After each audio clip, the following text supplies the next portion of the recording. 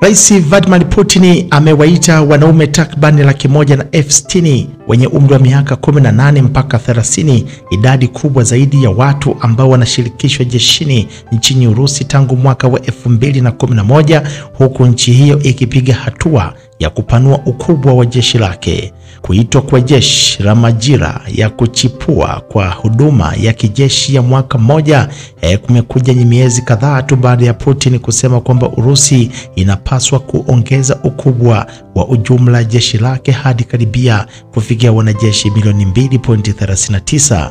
Imeelezwa kuwa wanajeshi hao wapya nakwambia hawatatumwa kupigana nchini Ukraine kwa kile Urusi ambacho amekiita kwamba ni operation maalum ya kijeshi. Hata hivyo, kumekuwa na ripoti za askari ambao waliuawa katika mapigano katika mikoa ya mpaka ya Urusi na walitumwa kupigana huko Ukraine katika miezi ya mwanzo kabisa ya vita. Rasimu ya sasa ambayo inafanyika kati ya Aprili pamoja na Julai inakuja licha ya majaribio ya Marekani katika jitihada za kusitisha vita hivyo. Hakukuwa na utulivu katika ghasia hizo siku ya jana Jumanne, huko Ukraine ikisema kwamba shambulio la Urusi katika kituo cha umeme katika mji wa kusini mwa Kherson limeacha watu takribani 45,000 bila umeme.